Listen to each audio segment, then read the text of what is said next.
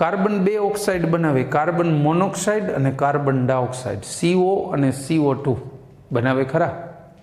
Carbon monoxide અને carbon dioxide. આપણે સૌથી પહેલા કાર્બન મોનોક્સાઇડની વાતો કરીએ. ચલો, કાર્બન મોનોક્સાઇડ.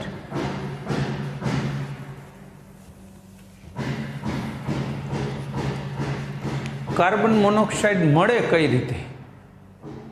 હવે મોનોક્સાઇડ ને ડાયોક્સાઇડ બે એવા છે, ઓક્સિજન અથવા હવાનો મર્યાદિત જથ્થો હોય એમાં કોઈ પણ કાર્બનિક પદાર્થને બાળો નહીં, હવા મર્યાદિત હોવી જોઈએ,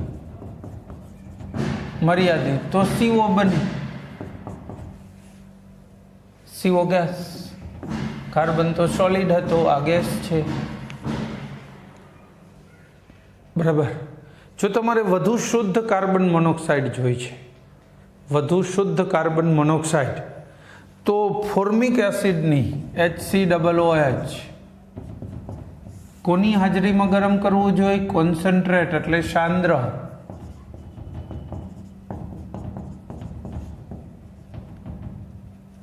સાંદ્ર H2SO4 ની હાજરીમાં 473 થી 1273, 473 થી 1273 ગરમ કરો એટલે આમાંથી CO વત્તા H2O બને. આ ગેસ હોય. આટલા તાપમાને તો જો કે આ ગેસ મળશે, તાપમાન ઊંચું છે, બરાબર છે. તો આ તાપમાને 473 ના અતિ શુદ્ધ જોઈ છે ને 373 જ. આ તો 473 પાછું 373 જ રાખો. 373 ફોર્મિક એસિડને 373 ગરમ કરો ને ત્યારે CO ને H2O મળે. 373 તો પાણી જો કે વરાળ જ હોય. એ જે બહુ ઊંચું તાપમાન છે ને એ તો કાર્બન હશે ને ત્યારે બહુ ઊંચું જશે. કાર્બન સોલિડ વત્તા H2O. કાર્બનિક કોઈ પણ બળતણ હોય, કોક હોય, કોલસો હોય, એના ઉપરથી ગરમ પાણીની વરાળ, બહુ ઊંચું તાપમાન 473 થી 1273 કેલ્વિન.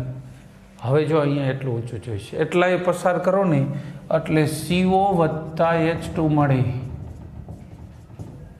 CO અને H2 ના મિશ્રણને શું કહેવાય? જળવાયુ અથવા સંશ્લેષિત વાયુ. કારણ કે આનો ઉપયોગ કરી અન્ય કાર્બનિક પદાર્થોનું સંશ્લેષણ કરી શકાય છે, જેમ કે મિથેનોલ, મિથેનોઇક એસિડ, મિથેનાલ, મિથેનેમાઇડ.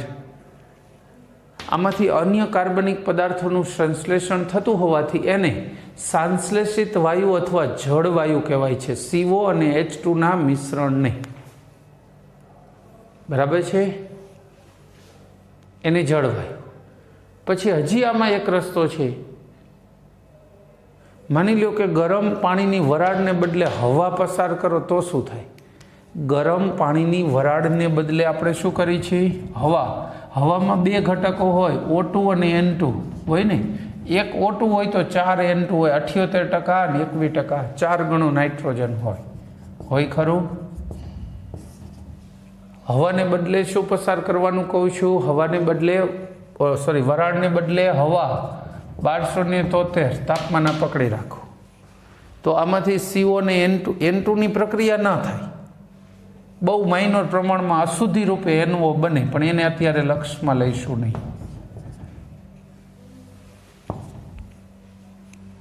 બરાબર. CO અને N2 ગેસનું મિશ્રણ મળે. આ મિશ્રણને ઉત્પાદક વાયુ કહેવાય, પ્રોડ્યુસર ગેસ, ઉત્પાદક વાયુ.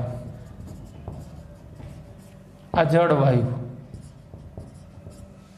અથવા સંશ્લેષિત વાયુ અને ઉત્પાદક વાયુ. બરાબર છે? આ થઈ CO ની બનાવટ. પહેલી બનાવટ કઈ છે? જનરલી બની જાય છે વાહનો વગેરેમાં. જો મર્યાદિત હવા મળે, એર ફિલ્ટર જામ થઈ ગયું હોય તો પૂરતી હવા ન મળે તો પેટ્રોલના દહનથી CO બને. એટલે ક્યાંય પણ દહનશીલ પદાર્થને સળગાવો જો મર્યાદિત હવામાં તો CO બને. બીજું, માની લો કે તમારે અતિ શુદ્ધ CO જોઈએ છે તો પછી ફોર્મિક એસિડને 373 સાંદ્ર સલ્ફ્યુરિકની હાજરીમાં ગરમ કરો. આ પાણી શોષી લેશે, CO શુદ્ધ મળશે. પછી ત્રીજું, ઔદ્યોગિક રીતે માની લ્યો કે જોતું હોય તો તમારી પાસે એક રસ્તો છે, કોલસો અથવા કોક, એના ઉપરથી પાણીની વરાળ આ તાપમાને પસાર કરો એટલે જળવાયુ મળે.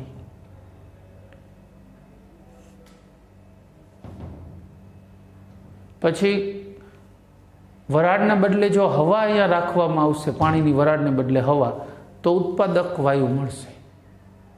બરાબર છે.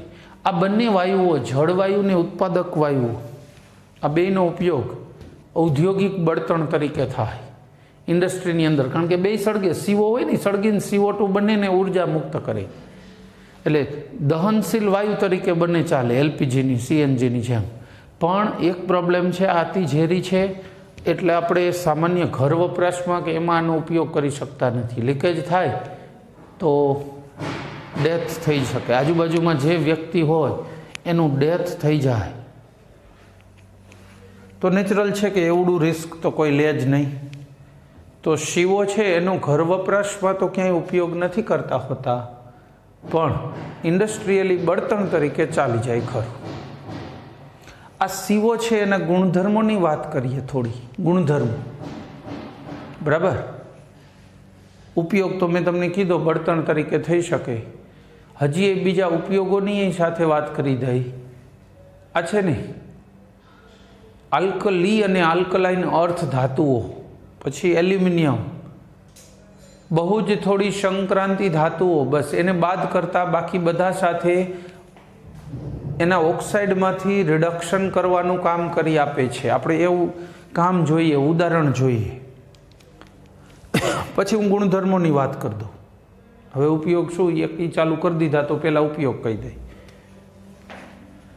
Fe2O3 વત્તા CO તો શું બની જાય? 2Fe વત્તા 3CO2 ગેસ. જો ધાતુ ઓક્સાઇડમાંથી ધાતુ છૂટી પાડી દીધી, ZnO પ્લસ CO, ઝીંક ધાતુ અને CO2. તો આ રીતે ધાતુના ઓક્સાઇડમાંથી ધાતુને છૂટી પાડવી હોય, રિડક્શન કરવું હોય ધાતુ ઓક્સાઇડના, તો CO ચાલે. રિડક્શન કરતા તરીકે ખૂબ જ પ્રબળ રિડક્શન કરતા છે, એટલે ઉપયોગી થઈ શકે છે. બરાબર.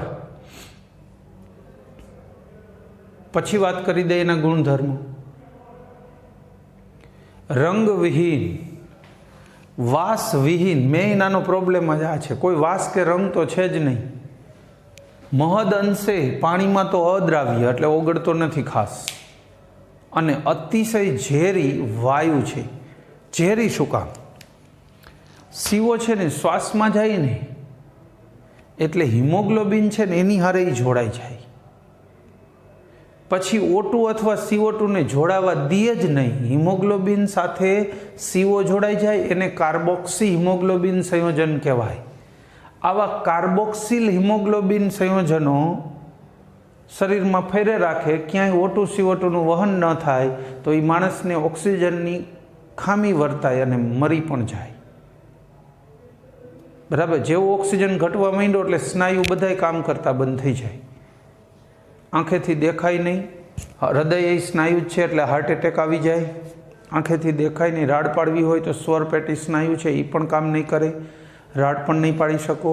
બીજું કંઈક ધક્કો મારવો, તોડવું છે દરવાજો, બહાર નીકળવું છે આગમાંથી, કોઈ મકાન સળગે છે, તો એ પણ શક્ય નથી. કારણ કે ધક્કો મારવો એ હાડકાનું કામ નથી, સ્નાયુ મસલ્સ પાવરથી ધક્કો લાગે. તો મસલ્સ પાવર કામ નહીં કરે જો આ શ્વાસમાં ગયો ને સીઓ. તો બહુ વર્ષો પહેલાં જ્યારે નવા નવા ફ્રીજ આવ્યા ત્યારે સીઓનો ઉપયોગ, સીઓ અને એમોનિયાનું મિશ્રણ ફ્રીજમાં વપરાતું હતું ઠંડક ઉત્પન્ન કરવા માટે. કાર્બન મોનોક્સાઇડ અને એમોનિયા. ક્યારેક લીકેજ થાય તો ઘરના બધા સભ્યોનું ડેથ થઈ જાય. બહુ વિરોધ થયો, પછી એમને એ રદ કર્યું અને ફ્રીજ પાછા ખેંચી લેવાની જ તૈયારીઓ હતી માર્કેટમાંથી. બધી કંપનીઓ કરોડો રૂપિયાના દેણામાં ડૂબી જાત. પણ ત્યાં સુધીમાં CFCની શોધ થઈ ગઈ કે જેને એ સમયે બહુ નિર્દોષ વાયુ માનતા હતા, કે જેના કારણે સ્વાસ્થ્યને કોઈ નુકસાન નથી થતું એવું માનતા હતા.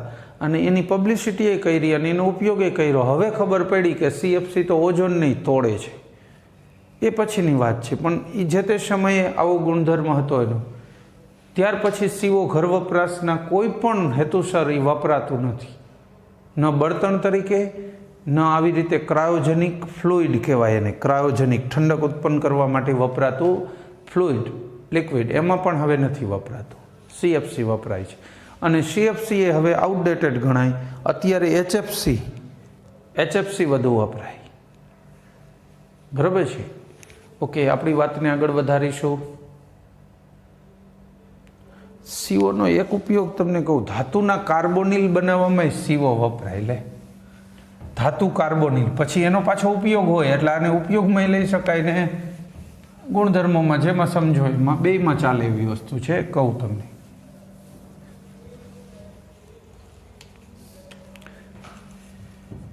અશુદ્ધ નિકલ હોય ને એમાં સીઓ વાયુ પસાર કરો ને એટલે આવો સંકીર્ણ બની જાય, NiCO4. અને આ વાયુ રૂપે હોય છે, તે તાપમાને આ પ્રક્રિયા થાય છે ત્યારે આને દૂર લઈ જઈને ગરમ કરે એટલે બે છૂટા પડી જાય. તો નિકલના શુદ્ધિકરણની પદ્ધતિનું નામ છે મોન્ડ કાર્બોનિલ. મોન્ડ કાર્બોનિલ પદ્ધતિ. તો આ રીતે નિકલના શુદ્ધિકરણની મોન્ડ કાર્બોનિલ પદ્ધતિમાં ધાતુનો કાર્બોનિલ બનાવ્યો. એટલું જ નહીં, Fe સોલિડ વત્તા CO ગેસ 5, બરાબર, 5 અણુ, તો FeCO5 બને. આનો ઉપયોગ છે ને મેગ્નેટિક ટેપ બનાવવામાં થાય. પહેલાં જે ઓલી રીલ આવતી ને, રીલ ઉપર કેસેટમાં રેકોર્ડિંગ થતું, એ રીલ બનાવી હોય ને તો આ વપરાય. પ્લાસ્ટિકની પટ્ટી ઉપર આનું લેયર ચડાવીને તો રીલ બને છે. તો સીઓ છે એ આવા કેટલાક ધાતુ કાર્બોનિલ બનાવે છે જેના પાછા વિવિધ ઉપયોગો છે. બરાબર, તો આ સીઓનો ઉપયોગ એ ગણી શકાય અને ધાતુ કાર્બોનિલ બનાવે એ એની લાક્ષણિકતા પણ કહી શકો. બરાબર છે. હવે એક છેલ્લી વાત એના બંધારણની કરી દઈ. કોના બંધારણની કહું છું? CO, C ટ્રિપલ બંધ O આમ હોય, C ટ્રિપલ બંધ O એટલે જે પહેલો બંધ હોય ને એ સિગ્મા બંધ હોય. આ વચ્ચેનો બંધ છે એને સિગ્મા કહીએ.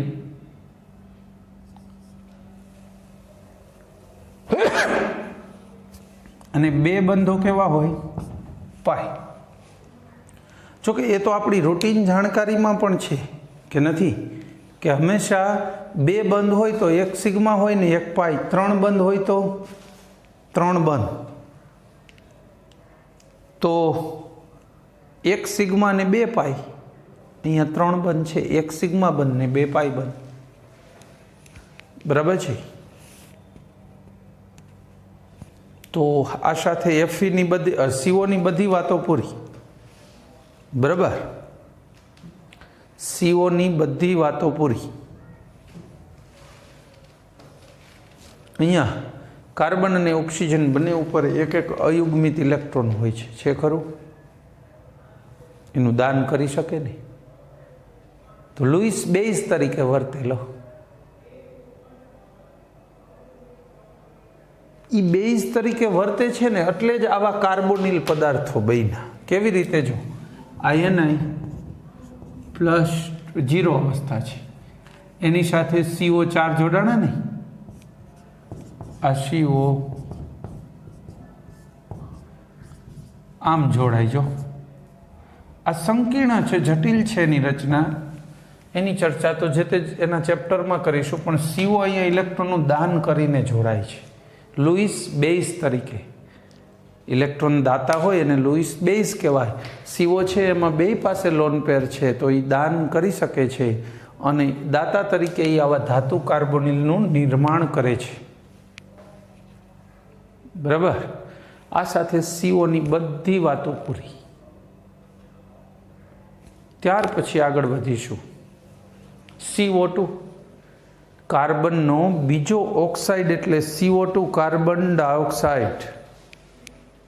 હવામાં કેટલા ટકા હોય કાર્બન ડાયોક્સાઇડ? હવાની અંદર કહી શકો ખરા?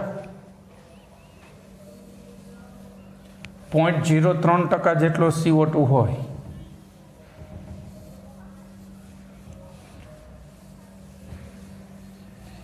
CO2 બને છે કઈ રીતે? એક તો આપણા દરેક પાસેની નાની ફેક્ટરી દ્વારા, બરાબર ને, શ્વસનમાં હવા લઈ છે જેમાં ઓક્સિજન છે એને ઉચ્છ્વાસમાં CO2 તરીકે બહાર કાઢી છે.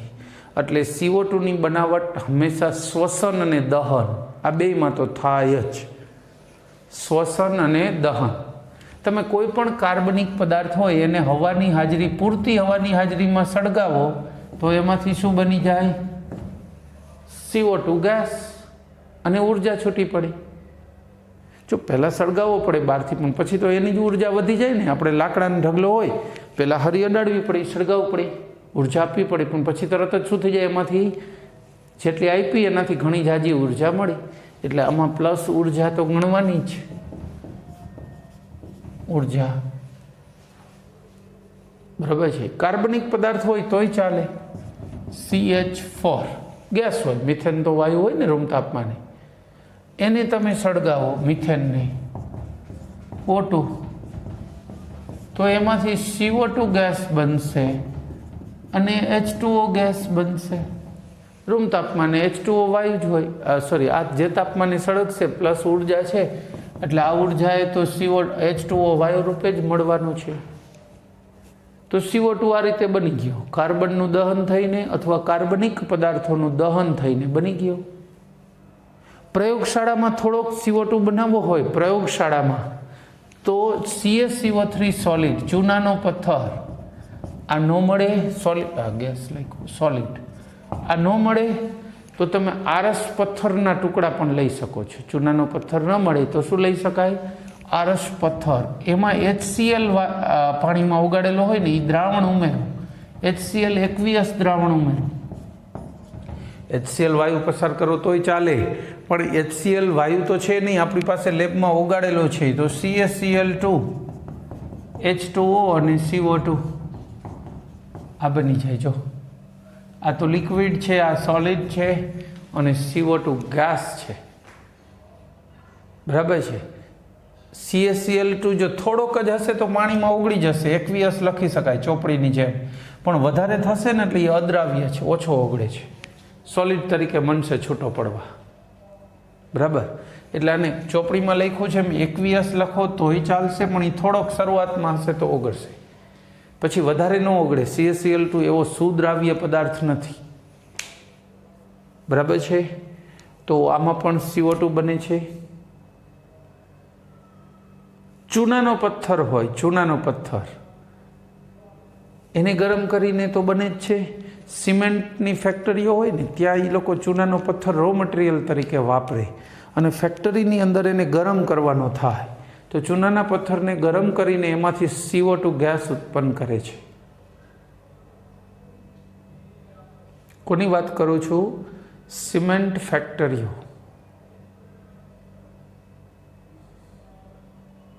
તો એમાં પુષ્કળ પ્રમાણમાં હજારો ટન CO2 બનાવે છે સિમેન્ટ ફેક્ટરી.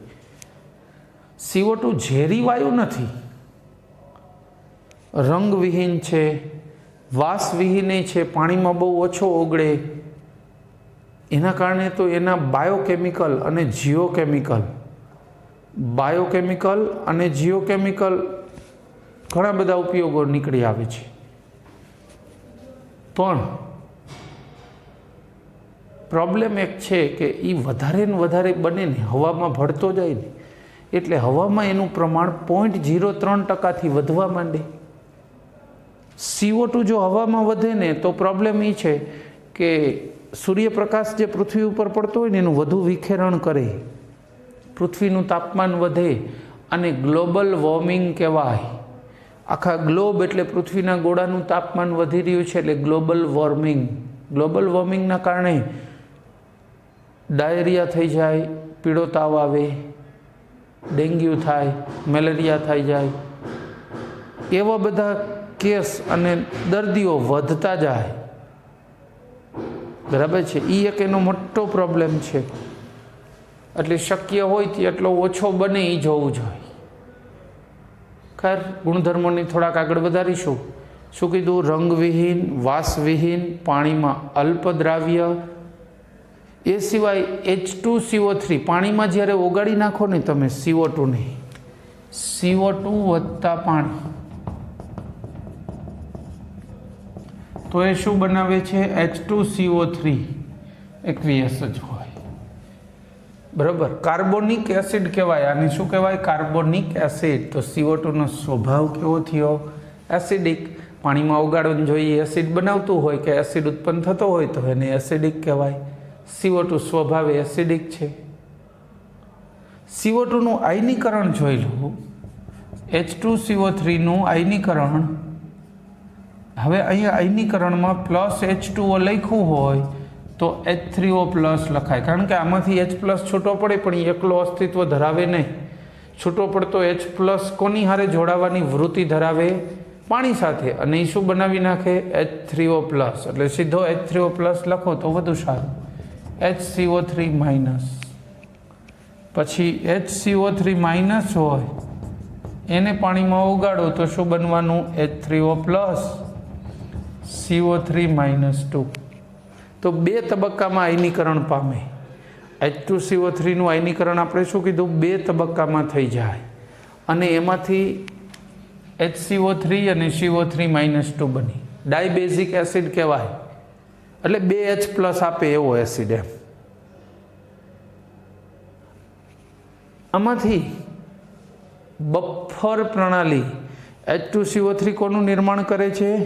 H2CO3 અને HCO3 માઇનસ બંને મિશ્રણ થઈને આ ન્યા એક બફર પ્રણાલી. બફર પ્રણાલી એટલે બફર દ્રાવણ એટલે એવું દ્રાવણ જે પીએચના ફેરફારનો પ્રતિકાર કરે, જે પીએચમાં ફેરફાર થવા દે નહીં. મર્યાદિત પ્રમાણમાં એસિડ કે બેઝ ઉમેરો અથવા પાણી ઉમેરો તોય પીએચ બદલે નહીં એવા દ્રાવણને બફર દ્રાવણ કહેવાય. આ બે પદાર્થો પાણીમાં હાજર હોય ને કે લોહીમાં હાજર છે એટલે લોહી પોતે બફર દ્રાવણ બની ગયું. લોહીમાં કીડી ચટકો ભરે તો પીએચ એસિડિક ન થઈ જાય. થોડીક એટલા લોહી પૂરતી થાય ત્યાં બાકીનું લોહી એને મેનેજ કરી નાખે. ટૂંકમાં એ પીએચનો ફેરફાર ન થવા દે અને આપણા રુધિરની પીએચ 7.26 થી 7.42 જાળવવાનું કામ કરે બફર પ્રણાલી તરીકે. આ અને આનું મિશ્રણ લોહીની પીએચને હંમેશા મેન્ટેન રાખે.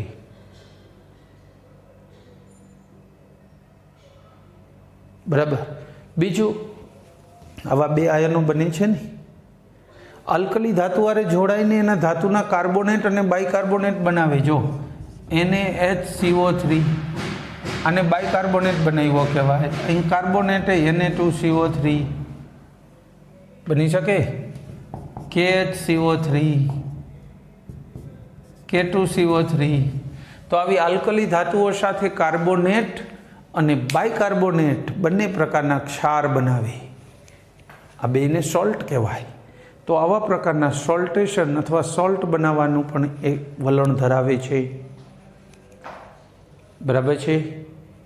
ત્યાર પછી આગળ વાત કરીશું CO2 નો વપરાશ કઈ રીતે થાય. હાલો, દુનિયામાં દહન અને શ્વસન તો પુષ્કળ થાય છે. કરોડો સજીવો બધા ઉચ્છ્વાસમાં CO2 કાઢે. સળગાવી ખોરાક બનાવી રસોઈ બનાવીશું તો પણ CO2 બને છે. તો CO2 તો સતત ખૂબ જાજો વધી જવો જોઈએ. એટલો બધો તો વધીએ નથી ગયો. એવું કેવી રીતે શક્ય બન્યું કે એટલો બધો વધ્યો પણ નહીં? કારણ કે CO2 વપરાતો પણ જાય છે. કુદરતી રીતે પ્રકાશ સંશ્લેષણની પ્રક્રિયામાં દરેક વનસ્પતિઓ સૂર્યપ્રકાશની હાજરીમાં ક્લોરોફિલની મદદ વડે પ્રકાશ સંશ્લેષણની પ્રક્રિયા આપે અને આ પ્રકાશ સંશ્લેષણની પ્રક્રિયામાં CO2 અને પાણી જેનો ખોરાક છે, પ્રક્રિયાનું નામ છે પ્રકાશ સંશ્લેષણ. Hν એટલે સૂર્યપ્રકાશ ક્લોરોફિલની મદદથી આમાંથી C6H12O6 ગ્લુકોઝ O2 બની. બેલેન્સ કરીએ 6 કાર્બન 12 હાઇડ્રોજન, तो ऑक्सीजन કેટલા થયા? 6 દુ 12 ને 6 18, 6 ને 12 18 થઈ ગયા। પણ વાસ્તવમાં 6 પાણીના અણુથી આ પ્રક્રિયા ન થાય, 12 અણુ જોઈએ। પ્રક્રિયા દરમિયાન 12 જોશે ને 6 પાછા મળી જશે। આ એક વિશિષ્ટ જૈવિક પ્રક્રિયા છે। હમણાં કીધું હતું ને જીઓકેમિકલી ઉપયોગી થાય, બાયોકેમિકલી થાય, આ બાયોકેમિકલની પ્રક્રિયા છે। 12 પાણીના અણુ વપરાય, 6 પાછા મળી જાય પ્રક્રિયાના દરમિયાન। ખેર, તો આ પ્રકાશ સંશ્લેષણમાં દરેક વનસ્પતિ CO2 નો ખોરાક તરીકે ઉપયોગ કરે છે, O2 બનાવી આપે છે। એટલે પ્રમાણમાં જેટલો વધવો જોઈતો તો CO2 એટલો બધો ઝડપથી ને એટલો બધો વધતો નથી, નહીતર તો ખૂબ જાજો વધી ગયો હોત। બરાબર છે। આ પ્રકાશ સંશ્લેષણની વાત કરી। ત્યાર પછી વાત કરીશું આનો ઉપયોગ। એક સારો છે સૂકો બરફ। બને કઈ રીતે ખબર છે? CO2 ને 50 વાતાવરણ દબાણે બહુ હાઈલી કમ્પ્રેસ્ડ કરવામાં આવે, દબાવે, પછી એકદમ દબાણ છોડી દે, રિલીઝ કરે ને, એટલે વાયુને દબાણ કરીને કરવાથી જ્યારે છોડે ને ત્યારે કાં પ્રવાહી ને કાં ઘન બને, CO2 સોલિડ બની જાય। સૂકો બરફ બનાવવાની ટેકનિક આવી છે। ઠંડો પાડીને સૂકો બરફ નથી બનાવાતો। સૂકો બરફ બનાવવા માટે CO2 ને અતિશય દબાણ આપે, તાપમાન તો થોડુંક જ ઘટાડે, એટલા તાપમાને કંઈ ઘન ન બને, પણ દબાણ એકદમ છોડે ને એટલે સીધો ઘન બની જાય વાયુમાંથી। તો CO2 છે એમાંથી આવો સૂકો બરફ બને। હવે આ સૂકા બરફનો ઉપયોગ ક્યાં થાય? સૂકા બરફનો ઘણી જગ્યાઓ છે। ઔદ્યોગિક રીતે ઘણી જગ્યાએ શું હોય, આજ બોલ બેરિંગ હોય, એમાં છરો અંદર નાખવો હોય, રાઈટ સાઇઝની કોન હોય, એટલે એ છરાઓને સૂકા બરફમાં મૂકે, ઠંડા પડી જાય એટલે સાઇઝ ઘટે, સંકોચન પામે ધાતુઓ નીચા તાપમાને। હવે છરો નાનો થઈ ગયો, અંદર જતો રહેશે, પછી નોર્મલ તાપમાને મૂકી દઈએ એટલે છરો મોટો થઈ જાય, હવે બહાર નહીં નીકળી જાય। પછી માની લો કે કેટલીક વખત આપણે પ્લાસ્ટિક સર્જરી કરવી હોય, આ ઉપરની સ્કિન ઉખેડે પ્લાસ્ટિક સર્જનમાં, ખબર છે ને, ખરાબ થઈ હોય તો એ કાઢીને બીજે ક્યાંક એના કલર જેવી મેચિંગ સ્ક્રીન હોય ને, સ્કિન હોય ને, અહીંયાથી ડ્રાફ્ટિંગ કરીને અહીંયા લગાવે। હવે ડ્રાફ્ટ કરવામાં વિચારો, આપણે ટમેટાની ઉપરની છાલ કાઢવી હોય તો પાતળી સાવ, ફ્રીઝરમાં મૂક દો, સોલિડ થઈ જશે, પછી ઉપલી છાલ કાઢી શકશો, ઠંડુ થયું ને એટલે। ચામડીમાં એવું જ કરવું પડે, પણ અહીંયા જો પાણીવાળો બરફ મૂકી તો ડ્રાફ્ટિંગ વખતે ચામડી તૂટતી જાય, નીકળે જ નહીં, આખી છાલ ઉતરે નહીં, તૂટી જાય। તો એના માટે શું કરે? સૂકો બરફ ઘસે, થોડી વાર ઠંડુ થઈ જાય એટલે ચામડી ડ્રાફ્ટ કરવાનું ચાલુ કરે, ઘસતા જાય ને ડ્રાફ્ટ કરતા જાય। આખી સ્કિન કદાચ આવડી મોટી પાર્ટ કાઢવું હોય ને, ઉપલું સ્તર પાતળું, તોય કાઢી લે।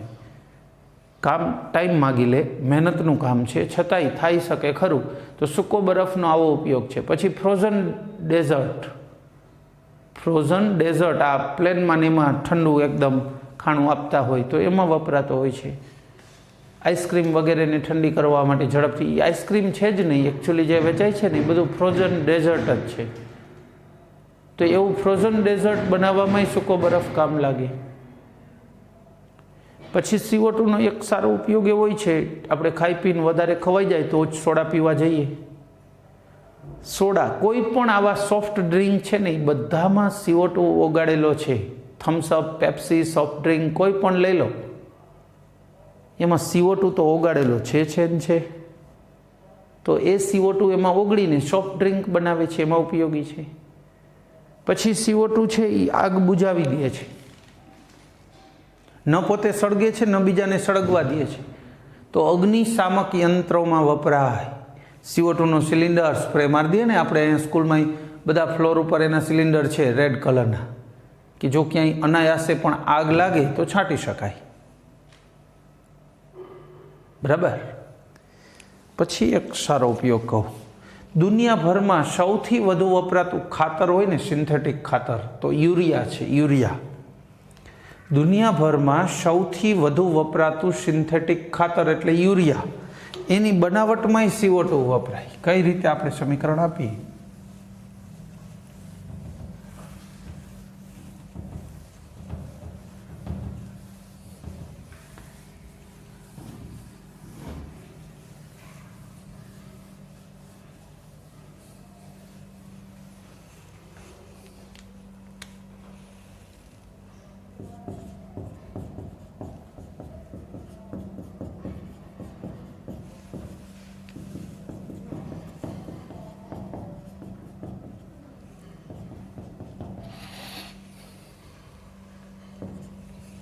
રેડી?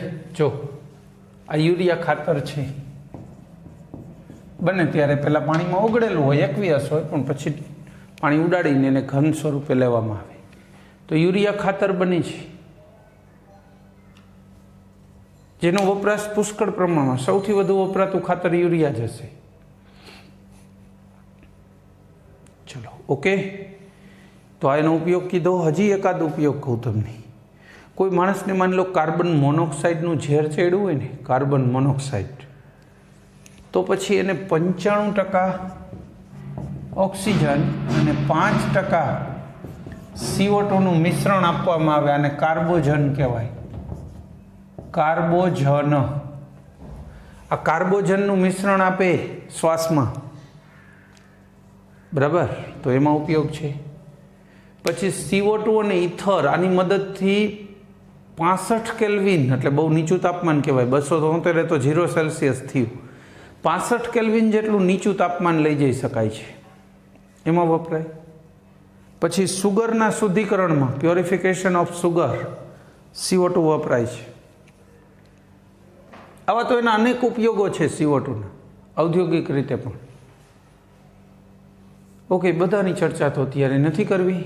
CO2માં રહેલા કાર્બનનું સંકરણ કયું થાય? એમાં કેન્દ્રસ્થ પરમાણુ કાર્બન, બરાબર ને? CO2માં કેન્દ્રસ્થ પરમાણુ કયો થયો? કાર્બન. જો C double bond O double bond O. આ કાર્બને બે બાજુ એક એક પાઈ બંધ બનાવ્યો. બે પાઈથી કાર્બન જોડાય તો એનું સંકરણ કયું કહેવાય? sp2. તો આ કાર્બનનું સંકરણ sp2 છે. બીજી વાત કરીએ બે ઓક્સિજનની. આમાં સંસ્પદન થાય. આ ઇલેક્ટ્રોનની જોડી અહીંયા આપે તો આ જોડી આમાં ઓક્સિજન ઉપર શિફ્ટ થઈ જાય તો શું બની જાય? O. અહીંયા જોડી આવી ગઈ ને તો એ માઇનસ બન્યો, આ પ્લસ બની. રેડી? પ્લસ અને માઇનસ, આવું સંસ્પદિત સ્વરૂપ થાય. અથવા બીજી બાજુએ લખીએ, જે આનાથી ઊંધો પણ બની શકે. આ આપે જોડી તો આ લઈ લેત ને, તો આની આ ઓક્સિજન પાસે 3 જોડી થઈ જાત.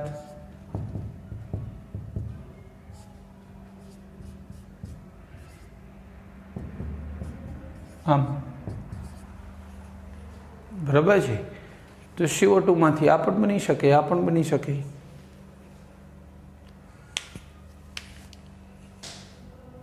મધ્યસ્થ કાર્બન પરમાણુનું સંકરણ sp ગણાય, રેખીય અણુ. આ ત્રણેય એના સંસ્પદન બંધારણો. કોના કહું છું? CO2ના. તો એના કારણે થોડીક વાર અહીંયા ટ્રિપલ બંધ, થોડીક વાર સિંગલ બંધ, થોડીક વાર ડબલ બંધ. બંધ લંબાઈ કેટલી હોય છે? 115 પાઇકોમીટર. આ બંને બંધની લંબાઈ સરખી જ હોય, 115 પાઇકોમીટર. કારણ કે જ્યાં અત્યારે સિંગલ બંધ છે અહીંયા હમણાં ડબલ બંધ હશે, અહીંયા પાછો ટ્રિપલ બંધ હશે. તો બંધ લંબાઈ કેટલી જોવા મળી? બંને બંધની સરખી. બરાબર છે? CO2નો અણુ દ્વિધ્રુવીય ચાકમાત્રા ધરાવતો નથી, કારણ કે અહીંયા દ્વિધ્રુવીય ચાકમાત્રાની દિશા આવી હોય ધનથી ઋણ તરફ, અહીંયા દિશા એનાથી ઊંધી હોય.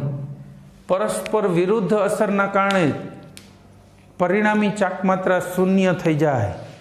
તો CO2ના અણુમાં દ્વિધ્રુવીય ચાકમાત્રા હોતી નથી. અધ્રુવીય અણુ છે આખો અણુ, રેખીય આકાર. તેનો આકાર કીધું. બીજું બંધનો પ્રકાર. અહીંયા C છે એ બે બાજુ એક એક સિગ્મા બંધ અને એક એક પાઈ બંધ બનાવે છે. C છે એ કેવા બંધ બનાવે છે? એક એક સિગ્મા અને એક એક પાઈ. બંને કાર્બન સાથે. આ વાત થઈ બંધની વાતો થઈ. એને બંધ લંબાઈની વાત કરી, ધ્રુવીયતાની વાત કરી, અણુ આકાર કીધો, સંકરણ કીધું. બસ એના બંધારણ માટે જે કહેવું જોઈતું હતું એ બધું કહી દીધું. બંધારણ માટે જે કહેવું જોઈએ એ બધું જ કહી દીધું. ઉપયોગો કહી દીધા, બનાવટે આવી ગઈ. બસ, તો આ સાથે કાર્બન ડાયોક્સાઇડની બધી વાતો પૂરી.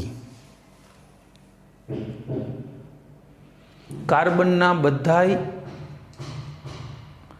કાર્બનના સંયોજનો ભણાઈ ગયા, કારણ કે બે જ ભણવાના હતા, CO અને CO2 બે પૂરા. હવે આપણે કોના ભણવા છે? સિલિકોનના સંયોજનો, સિલિકોન ડાયોક્સાઇડ, સિલિકોન્સ, સિલિકેટ્સ, એ બધા જે આપણે નેક્સ્ટ લેક્ચરમાં ભણીશું. બરાબર, તો ત્યાં સુધી કામ પૂરું કરીશું. Thank you. જય હિન્દ.